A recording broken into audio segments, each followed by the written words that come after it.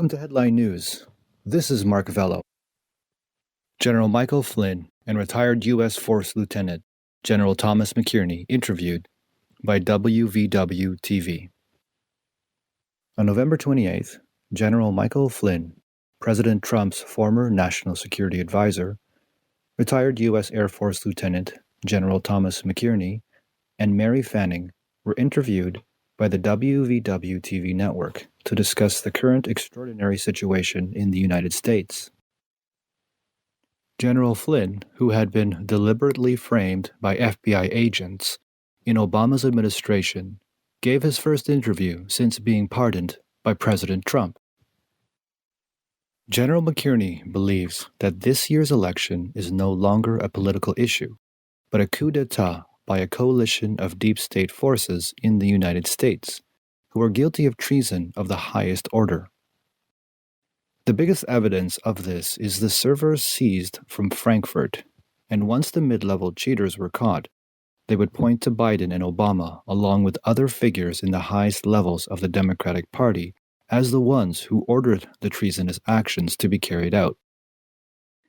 The deep state has recruited the entire U.S. media industry and big tech companies to carry out the coup, and even Fox News, which originally supported President Trump, has taken an anti-American stance with the goal of defeating the American Republic and overthrowing the U.S. Constitution.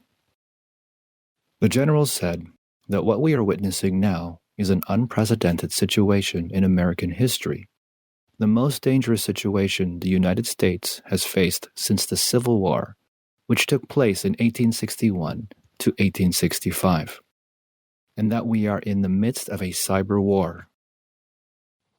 At the same time, Generals McInerney and Flynn agreed that President Trump should not leave the White House until the facts surrounding the election fraud are established, and that he must maintain control of the White House until a full investigation into the election fraud is completed.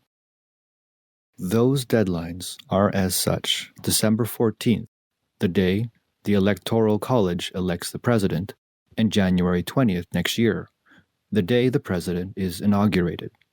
Don't matter because President Trump took an oath to defend the United States from all enemies, domestic and foreign, when he took office.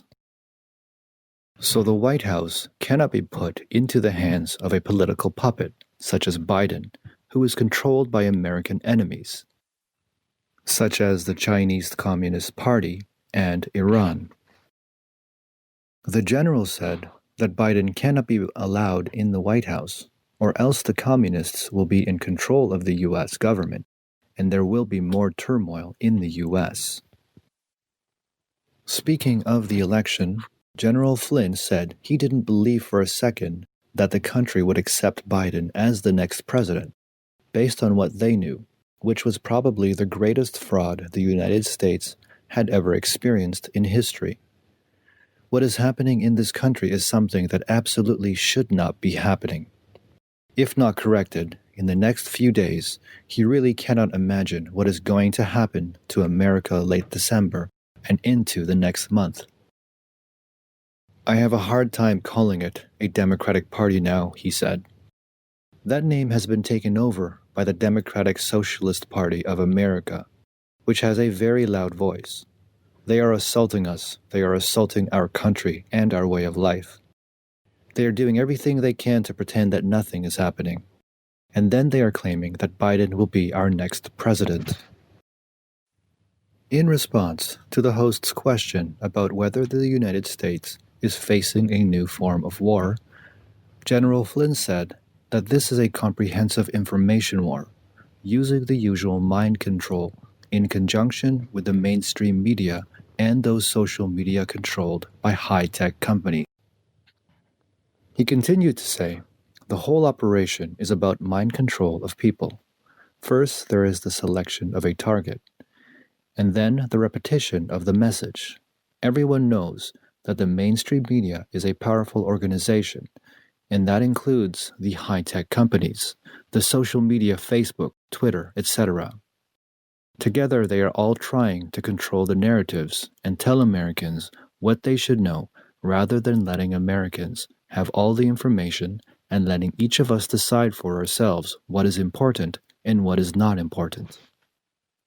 General Flynn said that those who understand the Chinese Communist Party's military doctrine can see that the psychological tactics being used by the CCP is so good at manipulating the Democrats to steal the election. He said this is a form of warfare. If you study Chinese military doctrine, you find that it consists of 6 phases, the first 5 of which have to do with information. The last stage is when the first 5 have failed and they still will not stop. They just go right to the gates. He described the ongoing media censorship of information as a bomb attack. Look at what they are doing to the President of the United States, he said. It makes him angry. He said that it is against the First Amendment and freedom of speech. Social media is part of the public speaking sphere, and they are abusing the power that everyone has given them. General Flynn noted that the United States is at a boiling point in its history where there are competing forces that will affect whether the United States continues as a free country or becomes a disfigured country. If we do not correct what has happened, it's hard to imagine what will happen next, he said. He added, if the communists are allowed to take control of the United States government, the country will be in endless turmoil. President Trump's courage was felt not only by those who know him, but also by voters who rallied in support of President Trump in Harrisburg, Pennsylvania, on November 28. Scotty Brown, a supporter, told our reporter that in his eyes, no one has the courage like Trump does to take on the burden that ordinary people cannot. What President Trump has experienced and endured is unimaginable to his supporters. He said, the so-called mainstream media has been bought off and is in cahoots with the election thieves, and that election fraud has made it clear that corrupt election thieves and street riots are part of one and the same source. Let us look at some of the new policies that the United States has recently adopted against the Chinese Communist Party. The Trump administration is taking action to delegitimize the Communist Party and its 90 million members. China Daily, the official mouthpiece of the Chinese Communist Party, admitted in a Weibo posting on November 30 that recently law enforcement officials from the U.S. authorities have conducted several raids to check those on board their membership of Chinese Communist Party. As of November 11, a total of 21 Chinese ships had been raided by U.S. law enforcement officials while docking at U.S. ports. The article also said that since September, the crew of 16 Chinese flights to the United States have been questioned and interrogated by U.S. law enforcement officials.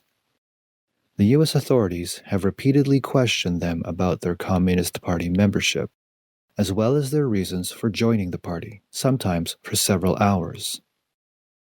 Mike Pillsbury, director of the Center for China Strategy at the Hudson Institute in Washington and President Trump's informal advisor on China, said this would be an important step forward for Secretary of State Mike Pompeo in the last few months. When asked in a media interview whether the administration was discussing banning members of the Chinese Communist Party and their families from entering the U.S., Pompeo said, under the president's direction, we are trying to figure out how to counter the Chinese Communist Party. You'll see it in trade. You'll see it in other economic activities. You'll see it in diplomatic engagement. On the travel ban, Pompeo said, we're looking at the right way to think about this. We want to make sure that we do it in a way that reflects the American tradition, and the President and our team are reviewing a number of options to do that. On November 30th, Chinese Foreign Ministry spokeswoman Chunying responded by saying that she made solemn declarations to the United States and threatened countermeasures.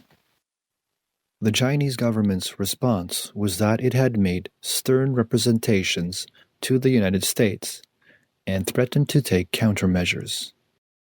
The U.S. has long had laws banning a Communist Party member from entering the U.S. And then Communist Party members, even in the U.S., are collecting social welfare, which has been taken for granted since these thieves have always been able to do so. So suddenly, when the police interrogate these thieves, they then feel that it was gross injustice. On the eve of the U.S. presidential election, on October 2nd, the U.S. Citizenship and Immigration Services, USCIS, has issued new policy guidelines that strictly prohibit members of the Communist Party or other totalitarian political parties or members associated with them for applying for immigration. Some immigration attorneys say that the directive covers a wide range of people, not just members of the Chinese Communist Party, but also members of the Communist Party affiliated or associated groups, including their second generation of government officials and businessmen, avid young supporters of the CCP, and members of the Communist Youth League.